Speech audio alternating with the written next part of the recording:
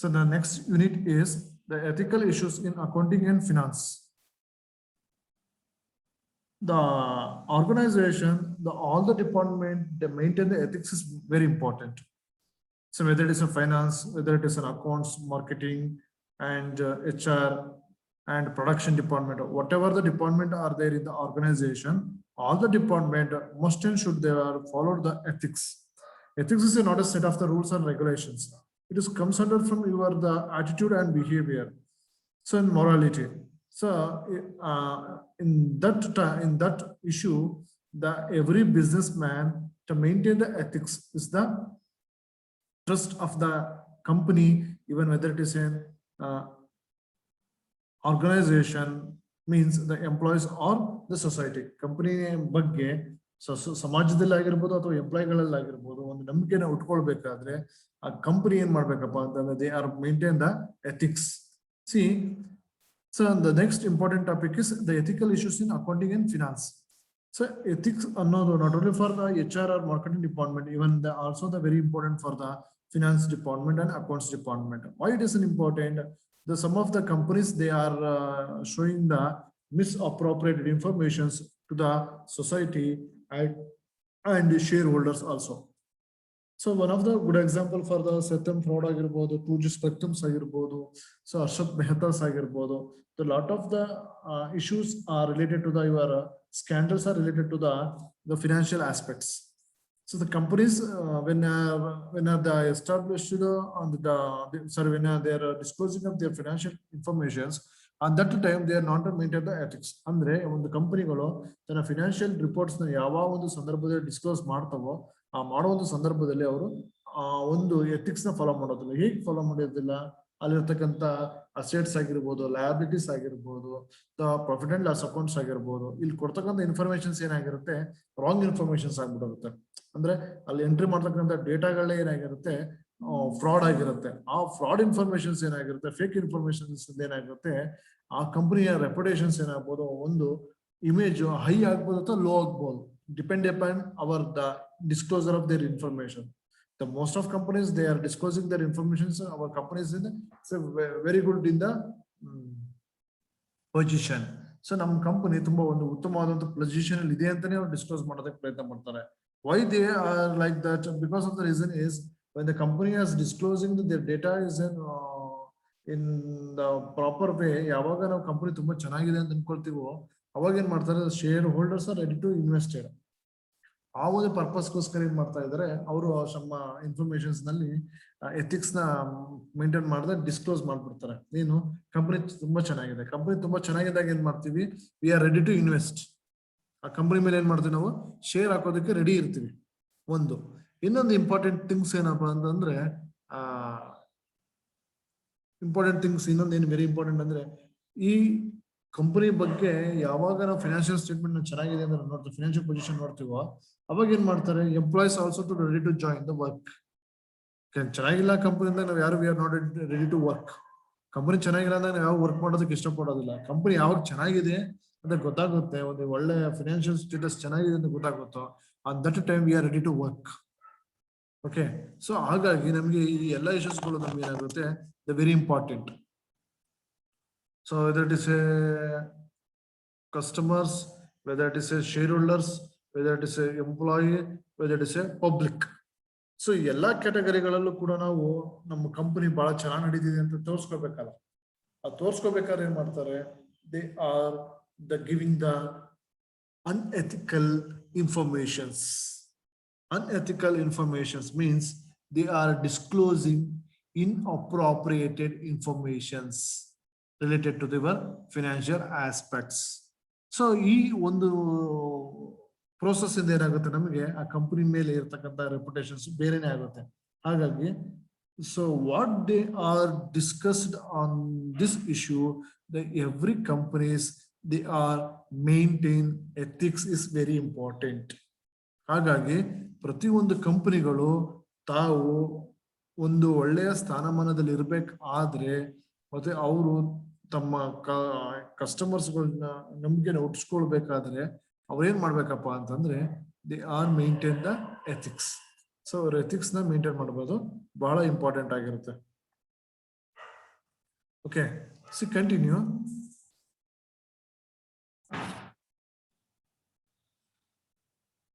First one, ethical issues in accounting. So ethics ಅನ್ನೋದು accounts department ಅಲ್ಲಿ ಹೇಗೆ important? Yes, accounts. So provide the fair and accurate report of a financial position of a business. So ethical issues in accounting. So accounts na department ನಲ್ಲಿ ethics ಅನ್ನೋದು important. ಹೇಗೆ important? To provide the fair and accurate reports. Fair report means what? So that every businessman, they are frame their accounts. So whether it is accounts ಅಂತ ಬಂದಾಗ ನೀವು ನೋಡಬಹುದು daily purchase ಆಗಿರ್ಬೋದು, sales ಆಗಿರ್ಬೋದು, ವೆಟರ್ maintenance of stocks ಆಗಿರ್ಬೋದು, inventory systems ಆಗಿರ್ಬೋದು. ಇಲ್ಲಿ transparency ಇರಬೇಕು. ಫಾರ್ ಎಕ್ಸಾಂಪಲ್ ನೀವು ನೋಡ್ತೀರಾ ಕೆಲವೊಂದು ಕಂಪನಿಗಳಲ್ಲಿ ಈ ಅಕೌಂಟ್ಸ್ ರಿಲೇಟೆಡ್ ಇನ್ಫಾರ್ಮೇಶನ್ಸ್ ಅಲ್ಲಿ ಏನ್ ಮಾಡಿರ್ತಾರೆ, ಫೇಕ್ ಇನ್ಫಾರ್ಮೇಶನ್ಸ್ ಡಿಸ್ಕ್ಲೋಸ್ ಮಾಡಿರ್ತಾರೆ. ಜೊತೆಗೆ ಅಕ್ಯುರೇಟ್ ಇರಬೇಕು, ನಿಖರತೆ ಇರಬೇಕು, ಎಕ್ಸಾಕ್ಟ್ ಇನ್ಫಾರ್ಮೇಶನ್ಸ್ ಇರಬೇಕು. That is also the very important, the report of the financial position of the company. So what is the position?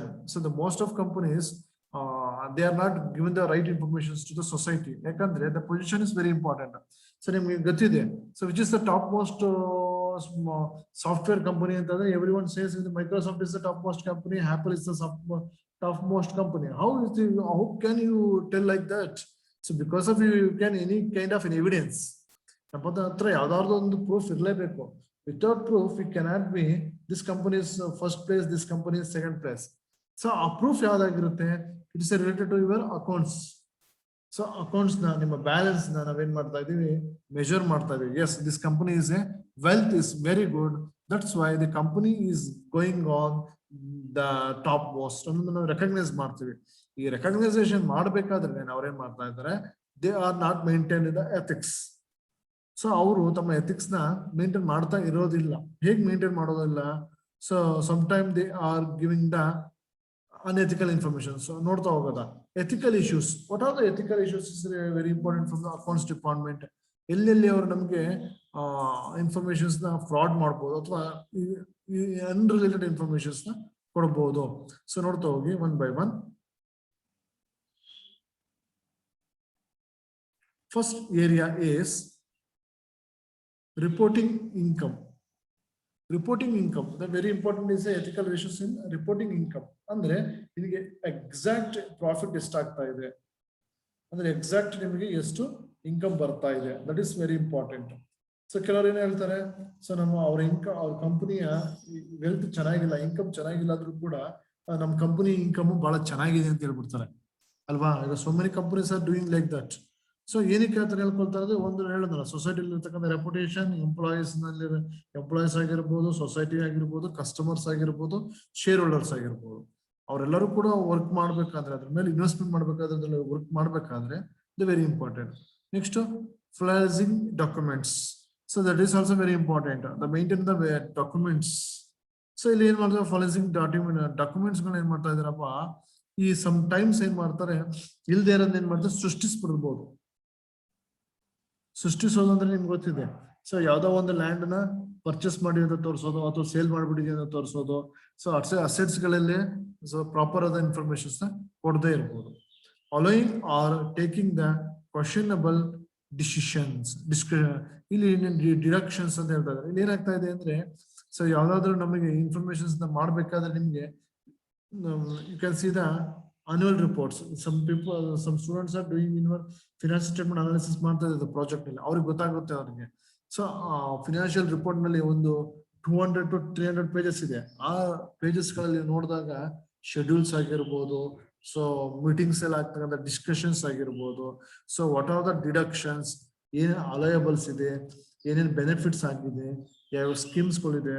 So when you are taking of the loan from the government or banks or some other people, so ಅವೆಲ್ಲವೂ ಕೂಡ ಏನ್ ಮಾಡಿರ್ಬೇಕಾಗುತ್ತೆ, ಕೊಡ್ಬೇಕಾಗುತ್ತೆ. ಜೊತೆಗೆ so what are the tax you are paid, tax duties you are paid, how much of you are in pending. So ಈ ಎಲ್ಲವೂ ಕೂಡ ಏನ್ ಮಾಡ್ಬೇಕಾಗುತ್ತೆ, ನಮಗೆ ಮೇಂಟೈನ್ ಇನ್ಫಾರ್ಮೇಶನ್ಸ್ ನ ಸಿಗ್ಬೇಕಾಗುತ್ತೆ. Next one, illegally evidence income. ನೋಡಿ, another important thing is illegally evading the income taxes.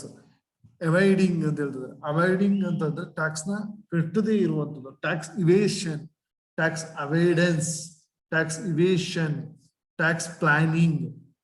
So these are the concepts you are discussed in the tax management.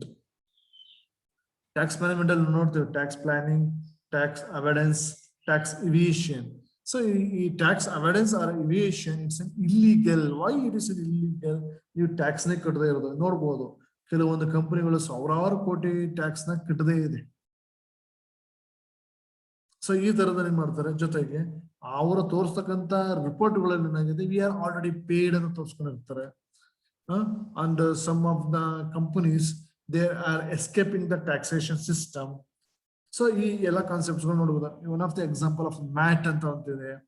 Mat, some of companies not eligible to pay the tax on that companies are liable to pay the under the MAT concepts. So engaging in frauds, ಅದೇ ರೀತಿಯಲ್ಲಿ engaging in frauds ಅಂದ್ರೆ they are all the kinds. ಇದೇನು ನಾವು ನೋಡಿದ್ವು. So ಎಲ್ಲದರಲ್ಲೂ ಕೂಡ ಏನ್ ಮಾಡೋದು, wrong informations ನ ಕೊಡ್ತಾ ಹೋಗೋದು. ಇವನ್ ಎದರ್ಸೆ ಪಂಚಾಯತಿಲ್ಲೂ ಕೂಡ ನಿಮ್ಗೆ ಈ ತರದ ಕಾನ್ಸೆಪ್ಟ್ಸ್ ನೋಡುತ್ತೆ. ನಿಮ್ಮ ಮನೆಯಲ್ಲಿ ಯಾರು ಪಂಚಾಯತಿ ಮೆಂಬರ್ಸ್ ಗಳಿದ್ರೆ ನೋಡ್ಬೋದು, ಅಲ್ಲೂ ಕೂಡ ಯಾವುದೋ ಒಂದು ಕಾನ್ಸೆಪ್ಟ್, ಯಾವುದೋ ಒಂದು ಕಾಮಗಾರಿಗಳಿಗೆ they are invested from the so much of amounts, but ಆದ್ರೆ ಆಕ್ಚುಲಿ ಅಷ್ಟು ಅಮೌಂಟ್ ಆಗಿರೋದಿಲ್ಲ. ಅಲ್ಲಿ ತೋರಿಸುವಂತ ರಿಪೋರ್ಟ್ ಗಳು ಏನಾಗಿರುತ್ತೆ, ಫೇಕ್ ಇನ್ಫಾರ್ಮೇಶನ್ ಆಗಿರುತ್ತೆ. This are all related for the finance. So this are related to the accounts. Next continue. Fraud in financial statement can be committed in 5 ways.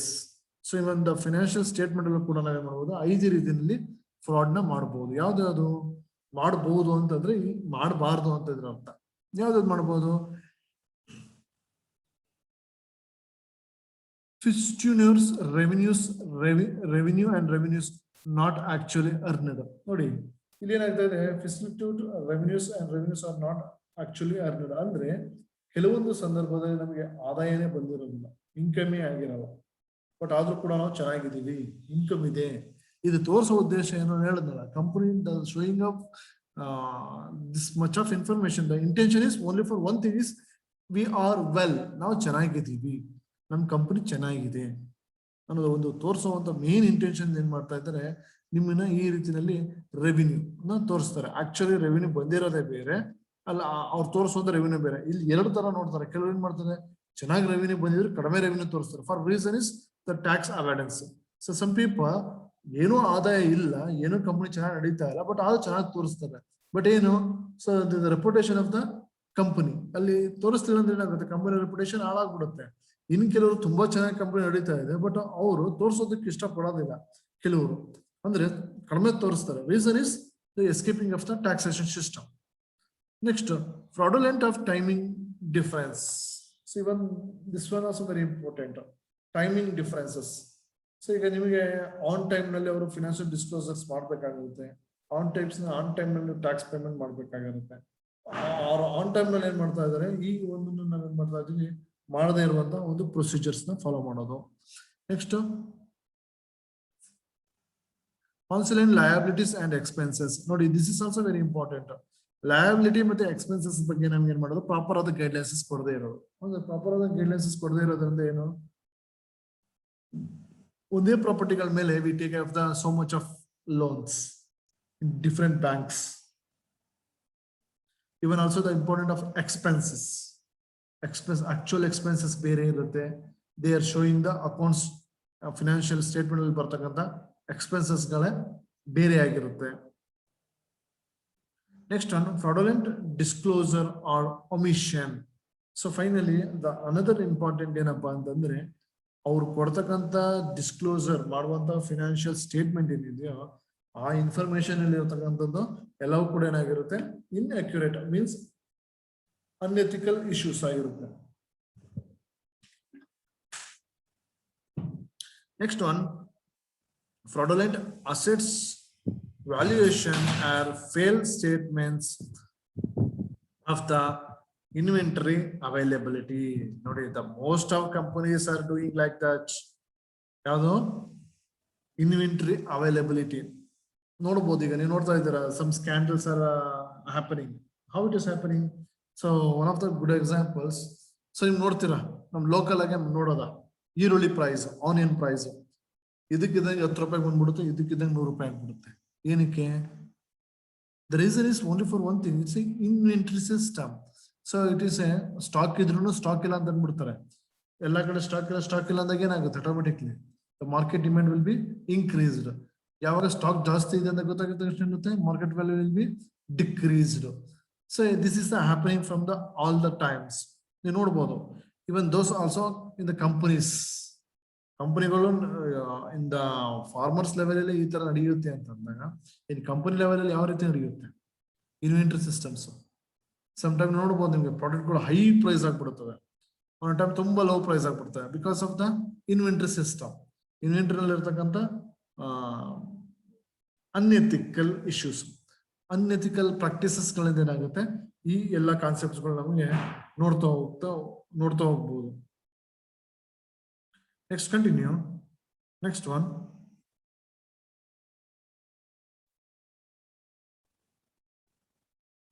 Types of accounts. Accounts ನಮಗೆ first ಎಷ್ಟು type ಇದೆ ಅಂತ ಗೊತ್ತಾಗಬೇಕು. ಈಗ ನಮಗೆ fraud ಮಾಡೋದು ಹೇಗೆ ಅಂತ ಫ್ರಾಡ್ ಅವ್ರು ಎಲ್ಲಿ ಮಾಡ್ತಾ ಇದ್ದಾರೆ ಅಂತ ಗೊತ್ತಾಗಿದೆ, ಎಲ್ಲರೂ ಎಥಿಕ್ಸ್ ಮಾಡಬೇಕು ಅಂತ ಗೊತ್ತಾಗಿದೆ. ಫ್ರಾಡ್ ಎಲ್ಲೆಲ್ಲ ಆಗುತ್ತೋ ಅಲ್ಲೆಲ್ಲ we are maintain in the ethics. So ಈ ಎಥಿಕ್ಸ್ ನ ಮೇಂಟೈನ್ ಮಾಡೋದಿಲ್ಲ ಅನ್ನೋದಕ್ಕೋಸ್ಕರ ಏನ್ ಮಾಡ್ತಾ ಇದ್ದಾರೆ? The government as appointed company secretary and even the CA ಅಂದ್ರೆ ಚಾರ್ಟೆಡ್ ಅಕೌಂಟೆಂಟ್ಸ್ ಆಗಿರ್ಬೋದು, ಕಂಪನಿ ಸೆಕ್ರೆಟರೀಸ್ ಗಳಾಗಿರ್ಬೋದು, ಇವ್ರನ್ನ ಏನ್ ಮಾಡುತ್ತೆ ಗವರ್ನಮೆಂಟ್ ಅವ್ರನ್ನ ಏನ್ ಮಾಡುತ್ತೆ ಅಪಾಯಿಂಟ್ ಮಾಡುತ್ತೆ. ಅದು ಈಚ್ ಅಂಡ್ ಎವ್ರಿ ಕಂಪನೀಸ್ ಗಳಿಗೆ ಗವರ್ನಮೆಂಟ್ ನಾಮಿನಿಗಳಾಗ್ತಾರೆ. ಸೊ ಈ ಗವರ್ನಮೆಂಟ್ ನಾಮಿನಿಗಳು ಏನ್ ಮಾಡ್ಬೇಕು? ಸೊ ಈ ರೀತಿ ಫ್ರಾಡ್ನೆಸ್ ಮಾಡ್ತಾರೆ. ಯಾಕಂದ್ರೆ ನನ್ನ ಅಕೌಂಟ್ಸ್ ಮ್ಯಾನೇಜರ್, ನನ್ನ ಫಿನಾನ್ಸ್ ಮ್ಯಾನೇಜರ್ ನನಗೆ ಹೇಗ್ ಬೇಕೋ ಆ ರೀತಿನಲ್ಲಿ ಅವ್ರು ವರ್ಕ್ ಮಾಡ್ತಾರೆ ಅಲ್ವಾ? ಹಾಗಾಗಿ ಏನಾಗ್ತಾರೆ, ಅವ್ರು ಕೊಡೋ ಇನ್ಫಾರ್ಮೇಶನ್ಸ್ ಏನಾಗಿರುತ್ತೆ ಅಕ್ಯುರೇಸಿ ಇರೋದಿಲ್ಲ. ಹಾಗಾಗಿ ಏನ್ ಮಾಡ್ತಾ ಇದೆ, government has to be nominated and each and every public and private ಕಂಪನಿಗಳು ಏನಿದೆಯೋ ಆ ಕಂಪನಿಗಳು ಏನ್ ಮಾಡ್ತಾರೆ, ಗವರ್ಮೆಂಟ್ ನಾಮಿನಿ ಮಾಡುತ್ತೆ ಅಥವಾ ಆಡಿಟ್ ಮಾಡಿಸುತ್ತೆ. ಆಡಿಟ್ ಮಾಡಿಸುವಂತವ್ರು ಅಥವಾ ಏನು ನಾವು ರೆಪ್ರೆಸೆಂಟೇಟಿವ್ಸ್ ಆಗಿ ಬಂದಿದ್ರು, ನಾಮಿನೇಟೆಡ್ ಆಗಿದ್ರು, ಈ ಪರ್ಸನ್ಸ್ ಗಳು ಏನ್ ಮಾಡ್ಬೇಕು, reverified whether it is information it is an genuine or not, whether it is an information genuine or not ಅಂದ್ರೆ ಅವ್ರು ಕೊಟ್ಟಿರುವಂತ ಮಾಹಿತಿ ಸರಿಯಾಗಿ ಇದೆಯೋ ಇಲ್ವೋ ಅನ್ನೋದೇನ್ ಮಾಡ್ಬೇಕು, ನಾವು ಪರಿಶೀಲಿಸ್ತಾ ಹೋಗ್ಬೇಕು. ಸೊ ಆ ಡಿಪಾರ್ಟ್ಮೆಂಟ್ ಯಾವ್ಯಾವ ಏರಿಯಾಗಳನ್ನ ಫೋಕಸ್ ಮಾಡ್ಬೇಕಾದ್ರೆ ಗೊತ್ತಿದೆ ನಿಮ್ಗೆ. ಅಕೌಂಟ್ಸ್ ನಲ್ಲಿ ಯಾವ ಏರಿಯಾ ಬರುತ್ತೆ, ಫಿನಾನ್ಸ್ ನಲ್ಲಿ ಯಾವ ಬರುತ್ತೆ. First one, types of accounts. Financial accounts, the company using to report to their shareholders. Financial accounts. In the financial accounts, the company used to reports to their shareholders. ಏನಕ್ಕೆ shareholders ಇದನ್ನ ಕೊಡ್ತಾರೆ? Because of the company reputation. Even when the company reputation will be increased, the shareholders are ready to invest more money. ಅವ್ರು ತುಂಬಾ amount ಅನ್ನು ಆ ಒಂದು ಕಂಪನಿಯ ಮೇಲೆ ಹೆಚ್ಚು ಇನ್ವೆಸ್ಟ್ಮೆಂಟ್ ಬಂಡವಾಳ ಹೂಡೋದಕ್ಕೆ ಅವ್ರಿಗೆ ಏನ್ ಮಾಡ್ತಾರೆ, ಆಸಕ್ತಿ ಬರುತ್ತೆ. ಆಸಕ್ತಿ ಬರೋದಕ್ಕೋಸ್ಕರ ಏನ್ ಮಾಡ್ತಾ ಇದ್ದಾರೆ, ಈ ಒಂದು ಪ್ರೊಸೆಸ್ ನ ಮಾಡ್ತಾರೆ. One of the good example of ಸತ್ಯಂ ಫ್ರಾಡ್. ಈ ಸತ್ಯಂ ಫ್ರಾಡ್ ನಲ್ಲೂ ಆಗಿದೆ ಅದೇನೆ. ಆಕ್ಚುಲಿ ಕಂಪನಿ ತುಂಬಾ ಲಾಸ್ ಅಲ್ಲಿ ಇದೆ, ಅವ್ರದ್ದೇನು ಪ್ರಾಫಿಟ್ ಇಲ್ಲ, ಅವ್ರದ್ದೇನು ಸೇಲ್ಸ್ ಆಗ್ತಾ ಇಲ್ಲ, ಏನೂ ಆಗ್ತಾ ಇಲ್ಲ. ಬಟ್ ಆದ್ರೆ ಅವರು ಶೇರ್ ಮಾರ್ಕೆಟ್ ಚೆನ್ನಾಗಿದೆ ಅಂತ ಏನ್ ಮಾಡಿದ್ರು, ಶೇರ್ ಪ್ರೈಸಸ್ ನ ಹೈ ತೋರ್ಸೋದ್ರೆ ಏನ್ ಮಾಡ್ತಾರೆ, ನಾನು ಹೈ ರಿಟರ್ನ್ಸ್ ಎಕ್ಸ್ಪೆಕ್ಟ್ ಮಾಡ್ತೀನಿ. ಸೊ ಅಲ್ಲಿ ಏನ್ ಮಾಡ್ತಾರೆ, ಫಿನಾನ್ಷಿಯಲ್ ರಿಪೋರ್ಟ್ಗಳು ಈ ರೀತಿಯಲ್ಲಿ ಇಲ್ಲಿಗಲ್ ಆಗಿ ಇನ್ಫಾರ್ಮೇಶನ್ಸ್ ನ ಡಿಸ್ಕ್ಲೋಸ್ ಮಾಡ್ಬಿಡ್ತಾರೆ. ನೆಕ್ಸ್ಟ್ ಒನ್, ಫಿನಾನ್ಷಿಯಲ್ ಅಕೌಂಟ್ಸ್ ಆದ್ಮೇಲೆ another one is internal management account. Internal management account ಏನು? The shows the internal operation of the business and its financial activities. The types of accounts are classified into there are the two types. One is financial account, another one is internal management account. Internal management ಏನು ತೋರಿಸೋದಪ್ಪ ಅಂದ್ರೆ internal operation of the business and it's the financial activity. That means it's a day-to-day transactions. What are the day-to-day transactions happening in the organization? ಕಂಪನಿಯಲ್ಲಿ day-to-day ಏನೇನು transactions ಗಳು ಆಗ್ತಾ ಇದೆ, whether it is a purchase of a stock, sales, opening, closings, inventory systems, and bills payable, bills receivable, and you have to payments of miscellaneous expenses. Okay, so there's so many expenditures and incomes. So ಎಲ್ಲವೂ ಕೂಡ ನಾವು ಏನ್ ಮಾಡ್ತಾ ಇದ್ವಿ, ಈ operation ಅಲ್ಲಿ ನೋಡ್ತಾ ಹೋಗ್ತೀವಿ. Okay, these are the types of accounts. Next, continue.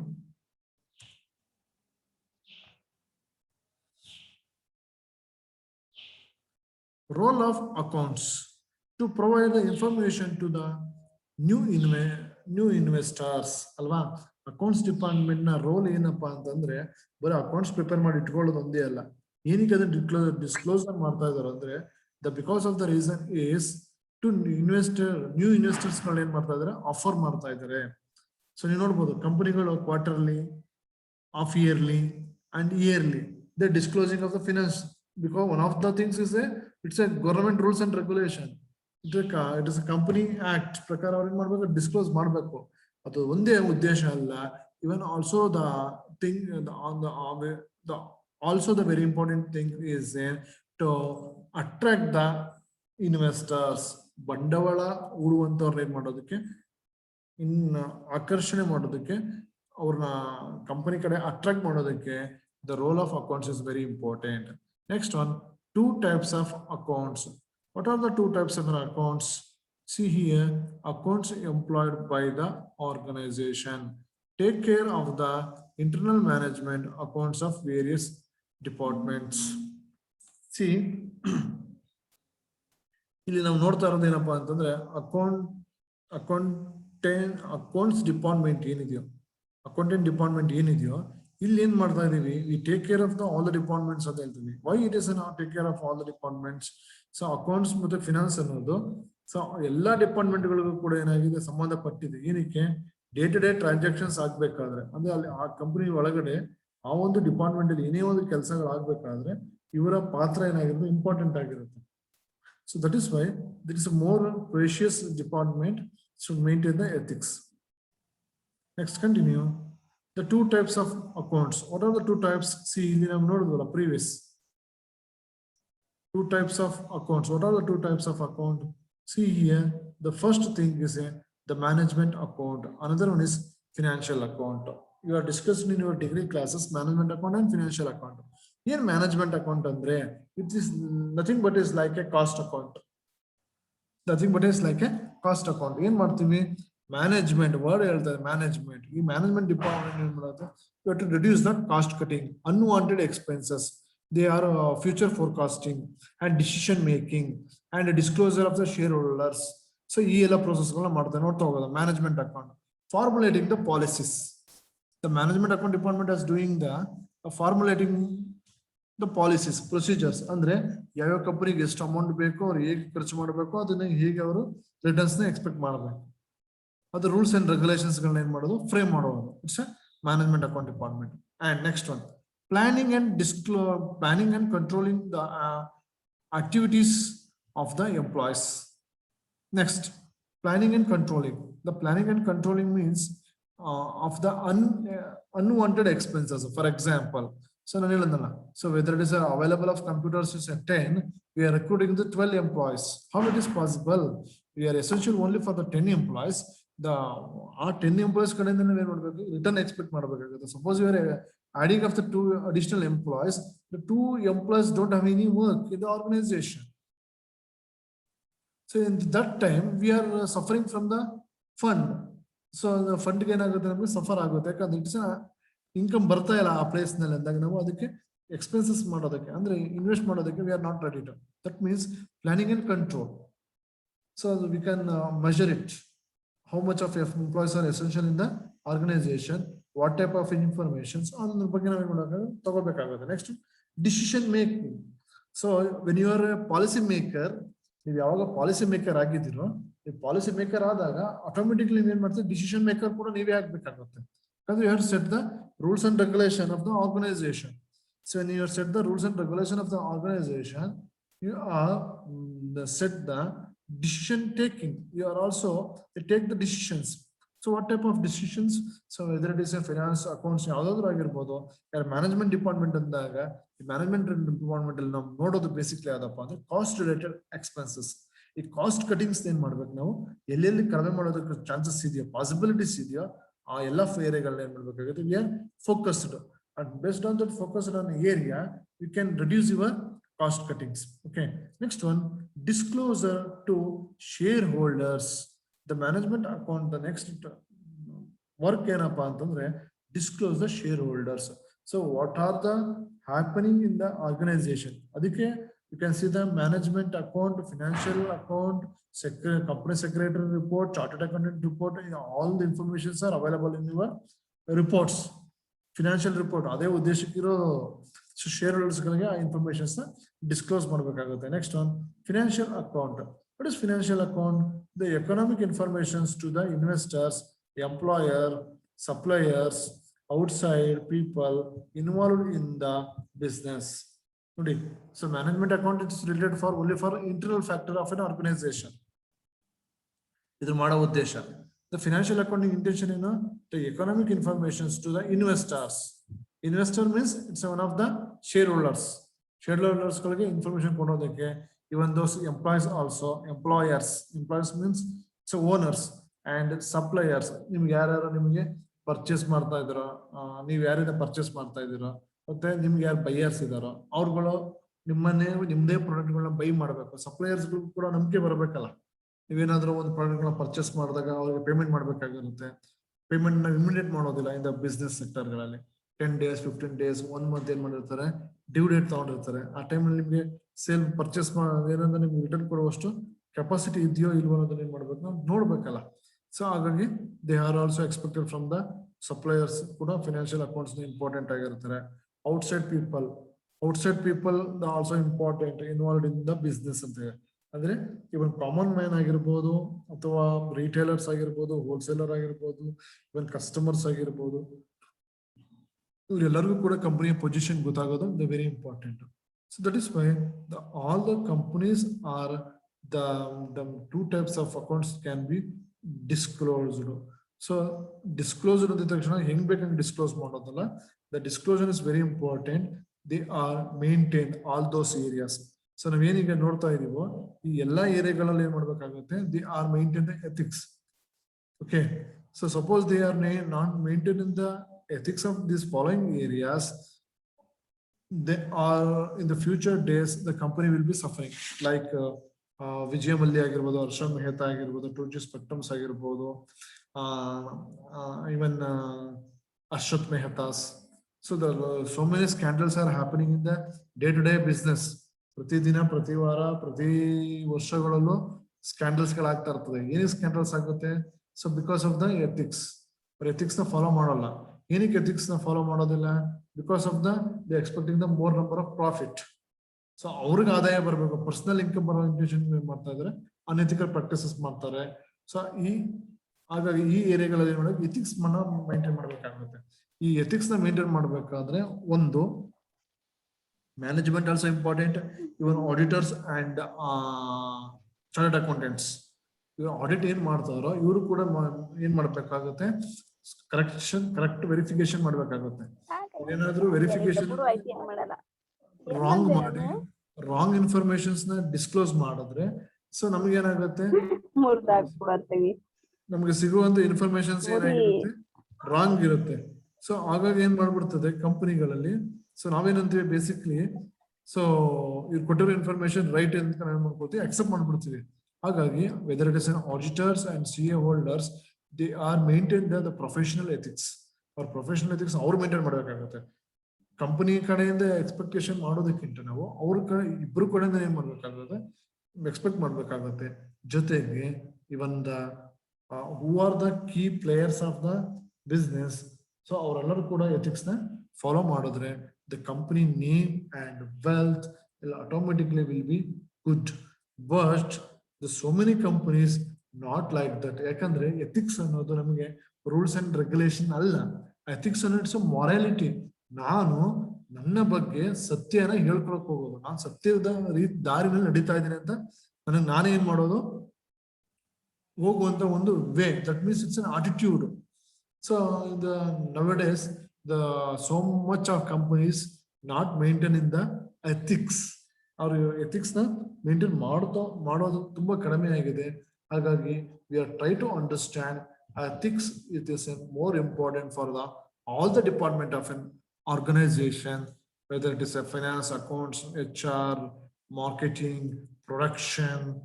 So ಎಲ್ಲ ಡಿಪಾರ್ಟ್ಮೆಂಟ್ ಅಲ್ಲಿ ಇದು ಕೂಡ ಬಹಳ ಇಂಪಾರ್ಟೆಂಟ್ ಆಗಿದೆ. So that is why we have to maintain in the ethics. Okay. So I think you are understanding the ethics in accounts. So in further next class, we are discussing the remaining topic. Okay. Thank you, everyone.